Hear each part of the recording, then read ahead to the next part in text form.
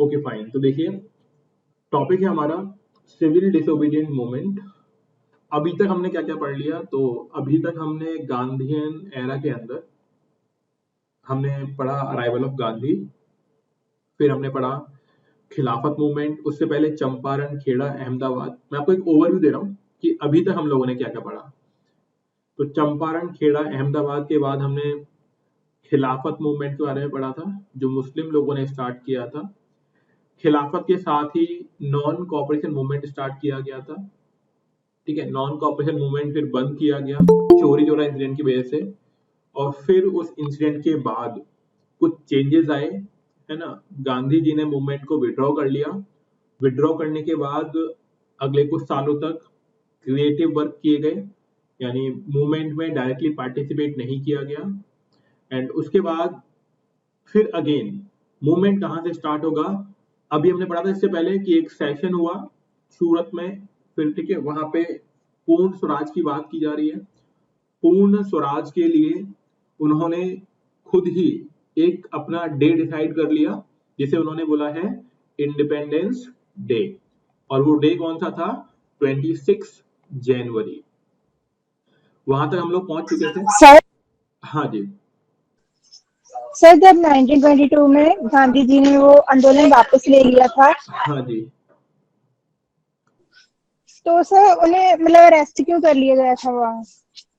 Arrest इसलिए कर लिया जाता है कि किसी लीडर की बातों में आकर अगर पब्लिक कहीं पर भी वायलेंस कर देती है तो लीडर की गलती मानी जाती है कि लीडर ने पब्लिक को उकसा दिया, भड़का दिया। उस केस में जिन लोगों ने किया उनको तो आइडेंटिफाई करेंगे ही करेंगे, बट जिन लीडर्स की वजह से ऐसा हुआ उनको भी अरेस्ट किया जाता है। ठीक है, इसलिए अरेस्ट कर लिया गया था। और ये हर जगह ही होता है, अभी भी होता है। जैसे दिल्ली में अभी कुछ शायद 8-9 महीने पहले, जब आपको मालूम होगा, यहाँ पे कुछ दंगे हो गए थे। तो उस केस में भी जिन पॉलिटिशियंस के ऊपर आरोप लगाए गए उनको अरेस्ट किया गया। फिर केस चल रहा है, फिर वो गिल्टी और नॉन गिल्टी प्रूव हो जाएंगे, वो फर्दर इशू है, बट पहले उनको अरेस्ट कर लिया जाता है। हाँ बिल्कुल, जवाहरलाल नेहरू भी अरेस्ट हुए थे, है ना, बहुत सारे लोग हैं। बट हम लोग अभी गांधीयन एरा में गांधी जी को फोकस में लेके काम कर रहे हैं, इसलिए। बाकी जब भी गांधी जी अरेस्ट हो रहे हैं तो मान लीजिए कि मोस्टली उनके जो लीडर्स हैं उनको तो अरेस्ट किया ही जाएगा। तो अभी जो मूवमेंट है वो है सिविल डिसोबीडियंस मूवमेंट। सिविल मतलब आम लोगों का, जो पब्लिक होती है, और वो क्या करेंगे? डिसओबे करेंगे। डिसओबे किसे करना है? गवर्नमेंट के ऑर्डर्स को, उनके रूल्स और रेगुलेशंस को, या फिर वो जो भी बोलना चाहेंगे उसको क्या कर दिया जाएगा? डिसओबे कर देंगे ये लोग। कब से स्टार्ट हो रहा है? तो ईयर ऊपर ऑलरेडी लिखी हुई है, 1932-34। 1932-34 यानी 1930 से 34 तक 4 साल। ठीक है, जो लोग हिंदी मीडियम के हैं ना तो वो घबराए नहीं, यहां पर मैं एक्सप्लेन तो हिंदी में कर ही रहा हूं, वो आपको समझ में आ जाएगा। और बहुत बेसिक इंग्लिश है ये, इतनी कोई डिफिकल्ट वर्ड वाली इंग्लिश है भी नहीं। उसके अलावा नोट्स हम हिंदी में दे देंगे, नो डाउट। लैंग्वेज जो होगी हिंदी की थोड़ी डिफिकल्ट हो सकती है, ये सिर्फ आइडिया डेवलप करने के लिए है कि आप कॉन्सेप्ट को समझ जाएं, वो इश्यू समझ में आ जाए आपको कि मुद्दा क्या था। और उसके बाद कोई सी भी एक बुक फॉलो कर लीजिए, जैसे स्पेक्ट्रम फॉलो कर लीजिए, बहुत है ना। तो डिफिकल्टी फील नहीं करनी है, आप पढ़ें। और ऐसे भी मान लो कि अगर आईएएस बनना है तो हल्की फुल्की, यानी इतनी इंग्लिश तो आनी चाहिए जितनी हम यहाँ पे डिस्कस कर रहे हैं, क्योंकि वहां पे बहुत बार ऐसा होगा कि इंग्लिश में आपको डील करना होगा, तो थोड़ा सा अभी से हैबिट बनाए। तो देखिए, इसे बोलते हैं CWC यानी कांग्रेस वर्किंग कमेटी। कुल मिला के ये है कि इनकी मीटिंग होती है। मीटिंग कब हुई? फरवरी 1930 में। कहां पर हो रही है? साबरमती आश्रम। और नाम से आपको मालूम पड़ ही रहा होगा, साबरमती आश्रम गुजरात के अंदर है, और यहाँ गांधी जी रहा करते थे। यहां से ही गांधी जी ने क्या स्टार्ट किया है? सिविल डिसोबीडियंस मूवमेंट लॉन्च कर दिया गया। ठीक है, before starting the movement Gandhi ji served on the British government 11 point ultimatum.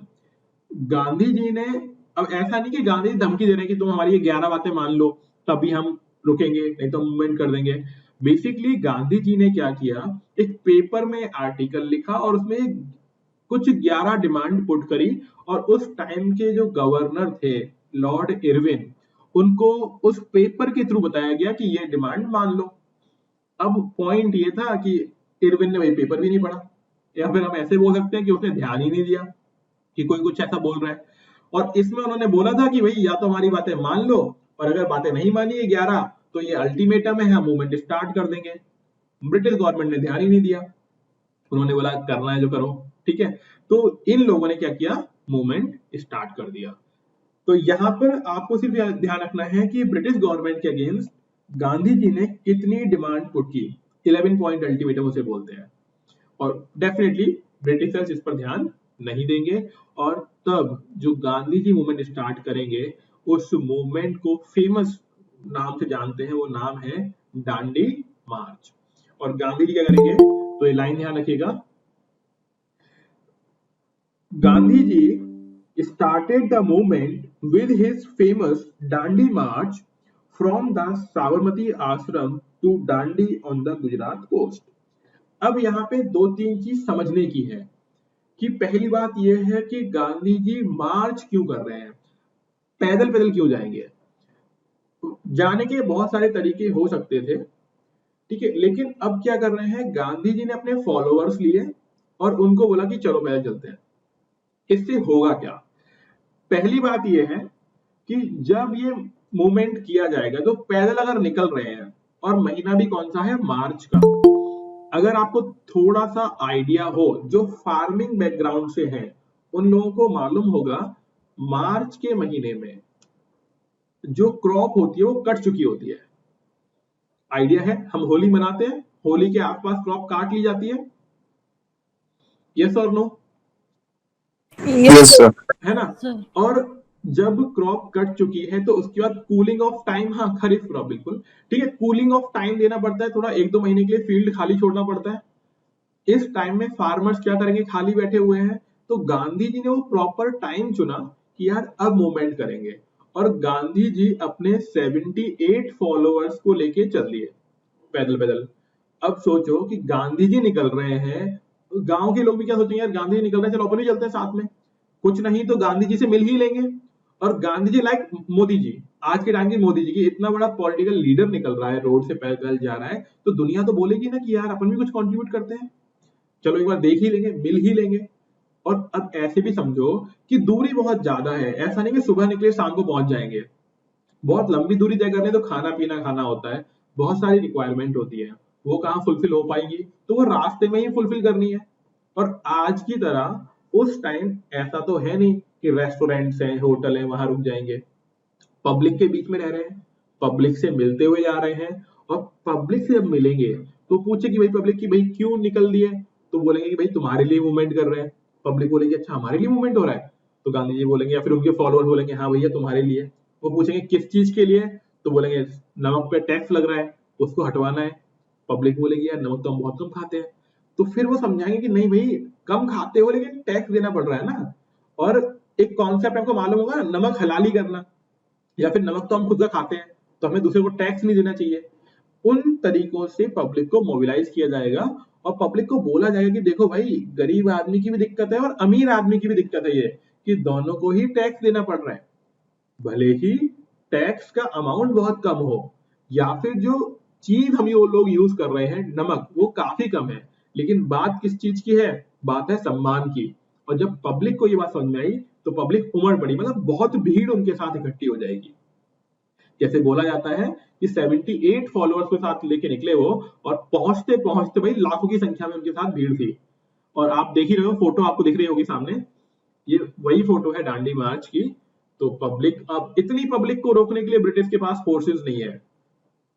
British government चाहती तो मार्च को, मतलब जो पैदल यात्रा की थी ना स्टार्ट, उसको शुरुआत में ही रोक देती, लेकिन शुरुआत में ध्यान ही नहीं दिया। उनको लगा कि कुछ नहीं यार, चलो क्या हो पाएगा, कुछ नहीं हो पाएगा। लेकिन जब पब्लिक बढ़ गई तब ये मूवमेंट बन गया।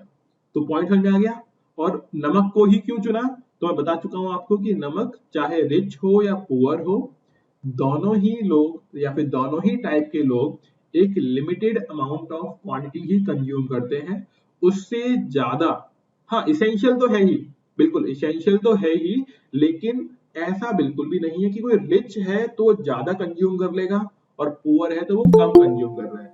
जैसे हम लोग जानते हैं कि सपोज किसी के पास पेट्रोल की प्राइस है, अगर पेट्रोल की प्राइस बढ़ती है तो सिर्फ वही लोग अफेक्टेड हैं जिनके पास ऐसा व्हीकल है जब पेट्रोल डाली जाती है। जिन लोगों के पास व्हीकल नहीं है वो लोग इससे दूर रहेंगे क्योंकि वो बोलेंगे हमें फर्क ही नहीं पड़ता। लेकिन वही सब चीजों को ध्यान में रखते हुए गांधी जी ने चुना कि भाई नमक, ऐसे मान लो इन्होंने बर्फी क्यों नहीं रखा कि भाई बर्फी के लिए टैक्स हटाएंगे, उस पर भी टैक्स लगी रहा होगा स्वीट्स पर, क्योंकि स्वीट्स एक कम्युनिटी विशेष के लिए हो जाता। जिनको डायबिटीज होती है वो बोलते हैं हम तो खाते ही नहीं है ना। कुछ और ले लो आप, एक्स वाई जेड कुछ भी ले लो आप, मान लो आप ले लेते कि पनीर के लिए कर ले, कुछ भी चीज आप ढूंढेंगे ना तो वहां पे आपको ये लगेगा कि एक पर्टिकुलर कम्युनिटी उसको ज्यादा यूज कर सकती है, दूसरे लोग कम। लेकिन नमक ही एक ऐसी चीज है जो पैसे वाला है तो बहुत ज्यादा नहीं खा लेगा कि आओ आज 5 किलो नमक खा लेते हैं, बहुत पैसा है आपके पास, नहीं है ना, वो लिमिटेड ही खाएंगे। तो इन सब चीजों को ध्यान में रख के काम किया गया है ना। तो जो चीज हमें लगती है बहुत कॉमन सी थी, कॉमन नहीं, उसके पीछे रिसर्च बहुत लंबी है। क्लियर हो गया पॉइंट। अब हम लोग कुछ फैक्ट की बात कर लेते हैं। तो देखिए Dandi march, on 12th March Mahatma Gandhi begin the historic march from Sabarmati Ashram to Dandi. ये लाइन आपको यूं क्यों ध्यान रखनी है, डेट याद रखनी है 12th मार्च, और कहां से कहां तक, साबरमती आश्रम से निकल दिए और दांडी तक। ये क्या है, a village on the Gujarat sea coast, sea के किनारे पर, यानी कोस्ट जो होता है ना किनारा, वहां के पास में एक विलेज है दांडी, कि बोला वहां तक जाएंगे। ठीक है। On the morning of 6th April Gandhi ji violated the salt law at Dandi. कब पहुंच गए, कब रूल ब्रेक कर दिया, 6th अप्रैल को। तो एक बार घटा लो जरा, 12 मार्च को निकले और 6 मार्च को 6 अप्रैल को रूल ब्रेक कर दिया। कितना टाइम लग गया, 12 से 6 कितने दिन हुए,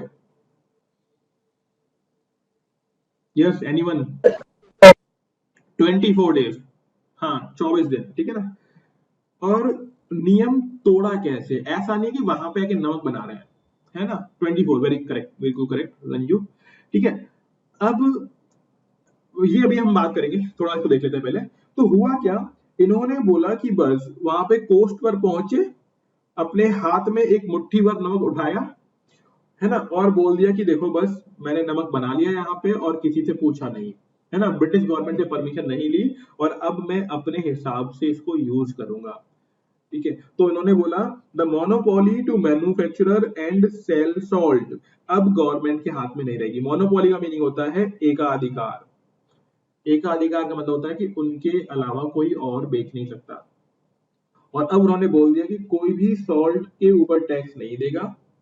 ठीक है, और यहां से ही बोल दिया गया कि अब स्टार्ट होता है सिविल डिसओबीडिएंट मूवमेंट। कैसे, कि ब्रिटिश गवर्नमेंट बोल रही है टैक्स दो, हम नहीं देंगे, और हम नहीं देंगे तो हमने क्या कर दिया, डिसओबे कर दिया, और डिसओबे क्योंकि मैंने कर ही दिया अब तुम लोग भी करो। तो यहां से क्या होगा, हर एक इंसान डिसओबे करना स्टार्ट कर देगा। इसका एक लाइव एग्जांपल देता हूं, आप लोगों ने देखा भी होगा कि एक बार मोदी जी ने बोला था कि मैं चौकीदार, है ना, एक वो डायलॉग चला था कि चौकीदार, मैं चौकीदार, फिर चला था चौकीदार चोर है, ये सुना था आपने डायलॉग, यस और नो, यस सर। सभी ने सुना होगा आई होप, है ना। जैसे ही मोदी जी ने बोला कि मैं चौकीदार, तो अगर आपने ध्यान दिया हो, जितने भी बड़े बड़े पॉलिटिशियन थे उनके ट्विटर हैंडल पे हर किसी ने अपने आप के नाम के आगे लगा दिया कि मैं भी चौकीदार, मैं भी चौकीदार, है ना। तो हर किसी ने लगा दिया। इसका मतलब क्या है कि जब एक बड़ा पॉलिटिकल लीडर कोई काम करता है तो उसके फॉलोअर्स उसी चीज को फॉलो कर रहे होते हैं। और यहां पर भी क्या होगा, जैसे ही महात्मा गांधी जी ने एक पर्टिकुलर जगह पर जाकर सॉल्ट रूल को ब्रेक किया, पूरी कंट्री में मूवमेंट स्टार्ट हो गया। और आपको मालूम ही है हमारे पास कोस्ट बहुत सारा है ना, बॉम्बे में है, चेन्नई में है, हर जगह पे जितने भी पॉलिटिकल लीडर्स थे उन्होंने सभी ने अपने अपने नियरेस्ट कोस्ट पर जाके सॉल्ट रूल को ब्रेक करना स्टार्ट कर दिया। इसी को बोला गया है प्रोग्राम एंड द मूवमेंट, कि अब होगा क्या, जितने भी फॉलोअर्स होंगे वो हर जगह जा जाके रूल को ब्रेक कर रहे होंगे। तो ये वो फोटो है जहां पे गांधी जी ने आपको दिखाई दे रहा होगा, जमीन से नमक उठाया और बोल दिया कि अब सॉल्ट पर हम लोग टैक्स नहीं देंगे, और हमने सॉल्ट के लॉ को ब्रेक कर दिया है। क्लियर? इसमें कोई दिक्कत यहां तक समझ में आ गई बात? अब देखो होता क्या है, अब मूवमेंट को आगे रन कराना है तो पब्लिक को इन्वॉल्व करना पड़ेगा, क्योंकि ऐसा तो है नहीं कि जितने लोग थे वही लोग मूवमेंट चला लेंगे, पब्लिक को भी साथ में लेके चलना है। तो पब्लिक को साथ में लेके चलना है तो दोबारा से, जैसे आप देखो दिल्ली में, अगर आप कल का स्टेटमेंट देखो अरविंद केजरीवाल जी का है, मैं करंट भी चीजें जोड़ता हुआ जाऊंगा आपको, जिससे आप प्रॉपर्ली समझ पाए। आप देखेंगे कि जब भी केजरीवाल जी कुछ बोलते हैं कि हमको गवर्नमेंट यानी मोदी गवर्नमेंट काम नहीं करने दे रही है, तो हमेशा क्या एग्जाम्पल देते हैं कि हम बना रहे हैं स्कूल, हम बना रहे हैं हॉस्पिटल, हम पब्लिक को दे रहे हैं फ्री वाटर, इलेक्ट्रिसिटी कुछ यूनिट तक, बोलते हैं, है ना? और हर बार बोलते हैं। जबकि अगर कोई चीज एक बार बोल दी गई तो बार बार बोलने की जरूरत है? क्यों बोला जा रहा है बार बार? पब्लिक अपने आप को जोड़ पाए सीएम से, उनको लगे कि यार बंदा सही बोल रहा है। 10 बार बोलेंगे तो उनको लगेगा सही बात है यार, हॉस्पिटल बन रहे हैं, स्कूल्स बन रहे हैं। तो वैसे ही मतलब एक ही चीज बार बार रिपीट कर रहे हैं, तो जैसे पुराने मूवमेंट में जो चीज की जा रही थी वही चीज दोबारा से इसमें कंटिन्यू होगी। क्या क्या हो रहा था पिछली बार? धरने दिए जा रहे थे, फॉरेन गुड्स को मतलब क्लोज को जलाया जा रहा था, है ना? गवर्नमेंट की बात नहीं मान रहे थे। तो यहाँ पर प्रोग्राम में देखिए क्या क्या होंगे, the programme of the movement, the civil disobedience movement involve, क्या क्या किया जा रहा है इसके अंदर। पहली बात तो उन्होंने बोला कि डिफाइंस ऑफ सॉल्ट लॉ, कि भैया अब तो हम, पहली बात तो ये है कि सॉल्ट का जो नियम है वो नहीं मानेंगे। और अगर कोई आप लोगों में से हिंदी मीडियम वाले लोग होंगे तो एक बुक चलती थी और एक मुंशी प्रेमचंद की कहानी है, नमक का दारोगा, पढ़िए किसी ने? Very good. और हाँ वेरी गुड, जिन लोगों ने नमक का दारोगा पढ़ी है वो समझ जाएंगे कि उसमें लिखा हुआ है कि नमक का दरोगा होना एक बहुत बड़ी पोस्ट है, वहां पे ये चीज बताई हुई है। लेकिन वो पर्सन क्या बोलता है कि मैं क्या नहीं लूंगा, रिश्वत नहीं लूंगा, है ना, ब्राइब नहीं लूंगा। तो वैसे ही यहाँ पे बोल रहा है कि अब हम उस सॉल्ट के लॉ को मानेंगे ही नहीं, यानी ना तो टैक्स पे करेंगे और ना ही पेनल्टी पे करेंगे। नहीं नहीं, ये कौन प्रेजेंट कर रहा है भैया, मत करो, ज्ञानेंद्र जी।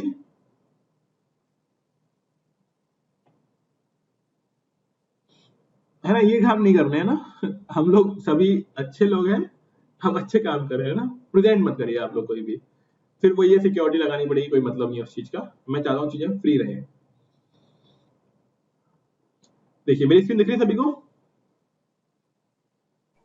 Yes sir. ठीक है, ओके फाइन गुड। ओके देखिए यहाँ पे, तो ज्ञानेंद्र जी मतलब आप स्क्रीन शेयर मत करिएगा, है ना, आप बस देखिए इसको। तो पहला हो गया कि सॉल्ट लॉ पे टैक्स वैक्स नहीं पे करेंगे। दूसरा है बॉयकॉट करेंगे लिकर को, और लिकर आप लोग सभी लोग जानते हो कि अभी से नहीं, ब्रिटिश के टाइम से अगर किसी चीज पे सबसे ज्यादा टैक्स लग रहा है और गवर्नमेंट को सबसे ज्यादा रेवेन्यू मिलता है तो वो है लिकर, है ना। और इसके लिए आप सभी लोगों ने देखा ही है कितनी तरीकों से कि लिकर ही वो चीज है जो सबसे ज्यादा टैक्स कलेक्ट, और पब्लिक खरीदती भी है।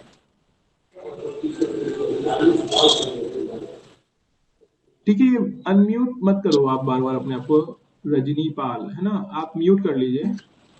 सर ये नेटवर्क इशू हो रहा है। ओके ठीक है, ओके देखिए आगे। तो लिकर को बॉयकॉट करना है, और इससे क्या होगा, आप सीधे के सीधे ब्रिटिश गवर्नमेंट की, बट सर आर्टिकल 47 का अगेंस्ट, नहीं नहीं वो तो अलग चीज है, वो अपन पढ़ेंगे, आर्टिकल वार्टिकल नहीं, अभी इस पे रहते हैं ना, वो करेंगे अपन अभी वो चीज, है ना। यहाँ पे देखो, तो लिकर पर जो टैक्स देना पड़ता है, तो अगर हम बॉयकॉट कर देंगे लिकर को तो टैक्स डेफिनेटली किसको नहीं मिलेगा, गवर्नमेंट को नहीं मिलेगा। तो यानी किसको लॉस हो रहा है, गवर्नमेंट को लॉस हो रहा है, इसलिए ये वाला एक्टिविटी किया गया। अगला क्या है, boycott of foreign clothes and British goods of all kind. उन्होंने बोला ना ही कपड़े खरीदेंगे, कपड़े भी नहीं खरीदेंगे तो क्या होगा, जो फिनिशिंग गुड वहां से बनकर आएगा यहाँ बिकेगा नहीं, बिकेगा नहीं तो लॉस होगा, लॉस होगा, घबरा के भाग जाएंगे, ये बात है। अगला है non payment of taxes and revenue. Britishers को टैक्स मत दो, रेवेन्यू मत दो, तब भी वो परेशान होकर भाग जाएंगे, क्योंकि अल्टीमेट काम क्या करना है कि उन्हें परेशान करना है, और कैसी एक्टिविटी के साथ? नॉन वायलेंट कॉन्सेप्ट के साथ, वायलेंस नहीं करना है। वायलेंस करा मामला गड़बड़। ठीक है, तो यहाँ पे देखिए, civil disobedience movement was different from the non cooperation movement. The former involved non payment of taxes and land revenue as well as violation of law of different kinds in addition to non cooperation activity। अब इसमें एक question पूछते हैं कि बताओ अंतर क्या है नॉन कॉपरेशन में और सिविल डिसोबीडियंस में, अंतर क्या है? तो ये मैंने पैराग्राफ में लिख दिया कि भैया ये डिफरेंस है। ठीक है, इसको आप 2-3 बार पढ़िएगा, देन थ्योरी पढ़ेंगे तो आपको मालूम पड़ जाएगा। तो क्या है ना, दोनों चीजें आपको एक जैसी लगेगी, और पूछ क्या लिया जाएगा, डिफरेंस बताइए। फिर आप बोलोगे कि वहां पे ये होता है, तो वो बोलेंगे वहां पे भी होता था। तो इस केस में आपको ये देखना है कि दोनों में डिफरेंस क्या है। इसमें मैंने शॉर्ट में लिखा हुआ है, आप बुक फॉलो करेंगे, बुक में आपको और डिटेल में मिल जाएगा। बट किस चीज में ध्यान रखना है हमको, दोनों मूवमेंट्स में क्या डिफरेंस रहे, क्योंकि कुछ ना कुछ तो नयापन लेके आना पड़ेगा ना। सेम थिंग तो आप दोबारा रिपीट कर नहीं सकते। अगर पूरी की पूरी चीज दोबारा रिपीट कर दी, पब्लिक आएगी ही नहीं। इसीलिए हर एक मूवमेंट में कुछ ना कुछ नयापन होगा, और ये आप करंट पॉलिटिक्स से भी रिलेट कर सकते हो। जैसे 2014 में क्या नारा था, अब की बार मोदी सरकार, जीत गए। दोबारा क्या बोला, फिर से मोदी सरकार। अब क्या है कि बीजेपी के अलावा विकल्प क्या है, ये बात सुनिए आप लोगों ने स्टेटमेंट के फॉर्म में। और हर बार चीजें रिपीट नहीं कर सकते आप, आपको बदलना पड़ेगा, है ना। तो वैसे ही यहाँ पे है कि जब भी मूवमेंट करेंगे एक नया व्यू लेके आएंगे। तो ये सेकंड मूवमेंट मतलब एक बड़ा मूवमेंट और व्यू डिफरेंट है। आगे देखिए, अब मूवमेंट आगे कैसे बढ़ रहा है। तो इस फोटो में एक पर्सन दिख रहे हैं जिनका नाम है खान अब्दुल गफ्फार खान, और इन्हें इंग्लिश में फ्रंटियर गांधी भी बोलते हैं और हिंदी में बोलते हैं सीमांत गांधी, और गांधी जी के फॉलोवर हैं। फोटो में देख के मालूम पड़ ही रहा होगा आपको। और ये दोनों मतलब ये एक्चुअल फोटो है। मोस्टली मैंने कोशिश की है, जो इमेजेस हैं गूगल से ट्राई की है कि वो एक्चुअल हो, और ये आपकी एक्चुअल पिक है। तो यहाँ पे देखें कि मूवमेंट ने कैसे प्रोग्रेस की। तो कैसे प्रोग्रेस की, तो मैंने बता ही दिया कि कभी भी कोई बड़ा पॉलिटिकल लीडर कोई मूवमेंट स्टार्ट करता है तो उसके बाद उनके फॉलोअर्स उसको रन करने का काम कर देते हैं। तो देखिए, द मूवमेंट स्प्रेड रैपिडली, बहुत तेजी से मूवमेंट बढ़ा। Violation of salt law over the country was soon followed by defiance of forest law in Maharashtra। कहने का मतलब क्या हुआ कि सिर्फ अब एक सॉल्ट लॉ को ही वो डिसओबे नहीं कर रहे हैं, अब जितने भी लॉ हैं, फॉरेस्ट लॉ है, ठीक है, कहीं और कोई टैक्स पे करना है, चौकीदारी टैक्स पे करना है, अब कोई भी टैक्स पे नहीं करेगा। उन्होंने बोल ही दिया कि जितना भी पॉसिबल है उतना वो डिसओबे करेंगे गवर्नमेंट के रूल्स रेगुलेशंस को, और टैक्स तो पे करना ही नहीं है, क्योंकि अगर टैक्स पे कर दिया तो ब्रिटिशर्स की पावर बनी रहेगी, क्योंकि किसी भी गवर्नमेंट के लिए इकोनॉमी यानी मनी बहुत बड़ी पावर होती है, ये आपको मालूम ही होगा। तो देखिए आगे हुआ ये कि forest law in Maharashtra, Karnataka and central provinces. उस टाइम सेंट्रल प्रोविंसेस का मतलब ये यूपी बिहार और कुछ एमपी वाला पार्ट है, ठीक है। And refusal to pay the ruler chaukidari tax in eastern India. Chaukidari tax क्या होता है कि भैया हम तुम्हारी चौकीदारी करेंगे, कोई तुम्हें दिक्कत नहीं आएगी। उसके लिए पहले टैक्स देना पड़ता था, है ना, सेफ्टी मान लो, एक तरीके से हफ्ता वसूली है ये कि तुम्हें कोई दिक्कत नहीं आएगी, हमें तुम टैक्स पे करो। अब उन्होंने बोल दिया कि हम तुम्हें टैक्स पे ही नहीं करेंगे, हम खुद ही अपना देख लेंगे, है ना। तो ये इस तरह से किया जा रहा है। Everywhere in the country people joined हड़ताल। ये लाइंस ध्यान रखनी है आपको, क्या क्या हो रहा है। हड़ताल की जा रही है, demonstrations and the campaign. Demonstrations का मतलब है प्रदर्शनियां, कैंपेन किया जा रहा है to boycott foreign goods and refuse to pay taxes, है ना। ये लाइन आपको एक बार ढंग से लिख लेनी है, और फिर इसको आप जितना एक्सप्लेन करना चाहो ना कर सकते हैं, ठीक है। अब होगा क्या, हर कोई दो चीजें ध्यान रखना, गांधी जी के जितने भी मूवमेंट होंगे वहां पे दो चीजें कॉमन है। पहला, सत्याग्रह फॉलो करना है और नॉन वायलेंस बना के रखना है। अगर वायलेंस हो गया तो मामला गड़बड़ हो जाएगा, और हम देख ही चुके हैं पहले भी वायलेंस होने पर गांधी जी ने मूवमेंट को बंद कर दिया था। तो यहाँ पे देखो, लैक्स ऑफ इंडियंस ऑफर्ड सत्याग्रह, मतलब लाखों लोगों ने क्या किया, सत्याग्रह को फॉलो किया। The boycott of British goods and the picketing of liquor shops were a part of the daily programme. तो फॉरेन गुड्स को बॉयकॉट करना और धरने देना शराब की दुकानों पर, ये उनका डेली प्रोग्राम था कि भैया हर दिन जाओ, सुबह सुबह जाके बैठ जाओ, तो दुकान खोलने नहीं देंगे तुमको। गुड्स जितने भी फॉरेन गुड्स थे ला के जला दो कि भैया ये भी नहीं यूज करने देंगे। और इससे बहुत बड़ा लॉस भी हुआ ब्रिटिश गवर्नमेंट को। ऐसा नहीं कि चीजें खराब रही, काफी बड़ा इम्पैक्ट पड़ा। तभी तो जाके बात करेगा इरविन की भैया आओ बात करते हैं बैठ के। क्योंकि मूवमेंट क्यों स्टार्ट हुआ था, याद करो कि गांधी जी ने 11 डिमांड पुट की थी, बट गवर्नमेंट ने ध्यान ही नहीं दिया। जब लॉस हुआ तब गवर्नमेंट को याद आया कि अरे अरे यार कैसे हो गया, लाओ पता लगाते हैं। पता लगाए,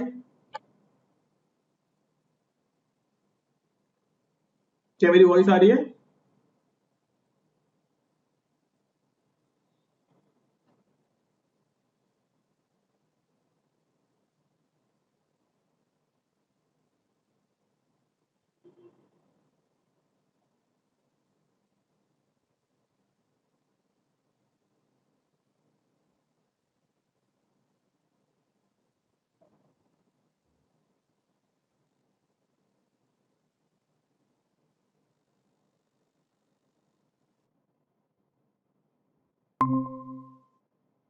क्या मेरी वॉइस आ पा रही है?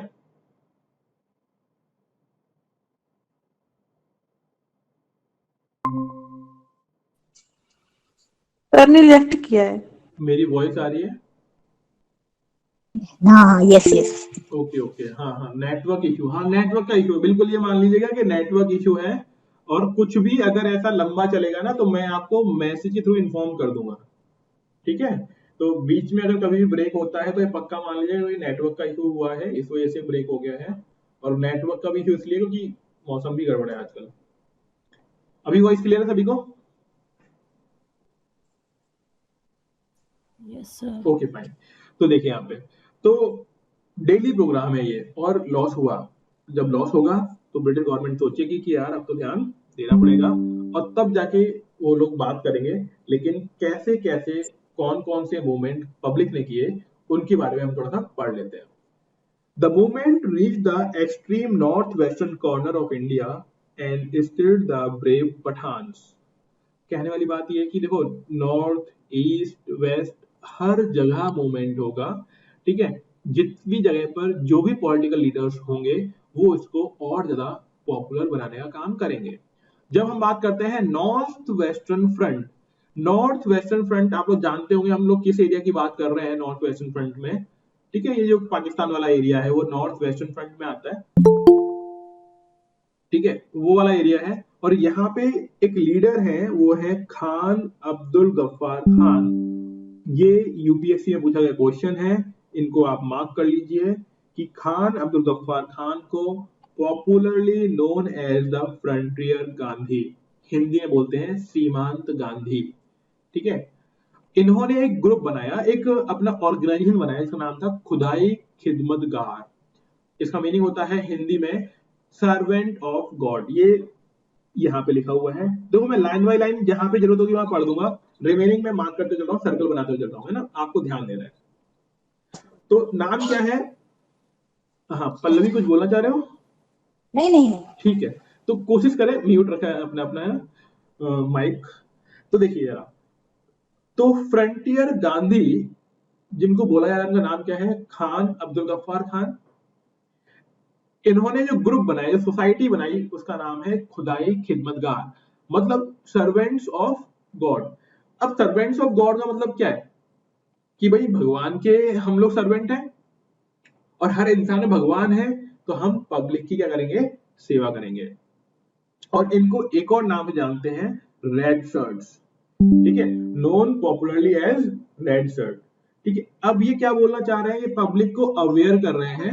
ये पब्लिक को अवेयर इसलिए कर रहे हैं कि पहली बात तो नॉन वायलेंस बना के रखना है, ठीक है? एक सेकेंड, हाँ, एक तो नॉन वायलेंस, नॉन वायलेंस के साथ साथ क्या फॉलो करना है? सत्याग्रह फॉलो करना है। तो यहां पे देखो, नॉन वायलेंस, ठीक है, एंड द फ्रीडम स्ट्रगल। और ध्यान ही रखिएगा फ्रीडम का स्ट्रगल किस तरीके से किया जाएगा? फ्रीडम का स्ट्रगल नॉन वायलेंस के साथ ही करना है। वायलेंस तो होना ही नहीं चाहिए, क्योंकि जहां वायलेंस हुआ वही मामला गड़बड़। इतना क्लियर? Yes sir. आगे देखिए। The movement also became popular in the easternmost part। तो मैंने बता ही दिया कि नॉर्थ वेस्ट में ही नहीं, हर जगह ये मूवमेंट पॉपुलरली अवेयर होंगे लोग।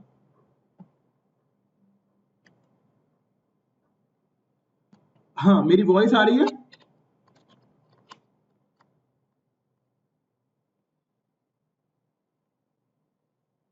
हाँ जी, वॉइस, मेरी वॉइस पहुंच रही है आप लोगों तक?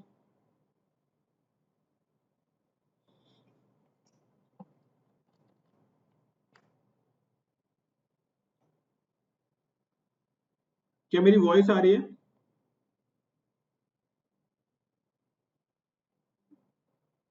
हाँ जी, ठीक है। इको करे तो बताइएगा आप।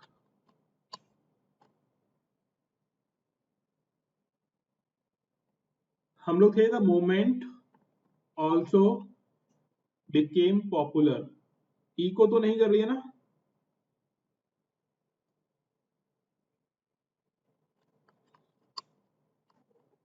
हाँ, एक सेकेंड जस्ट वेट करेंगे।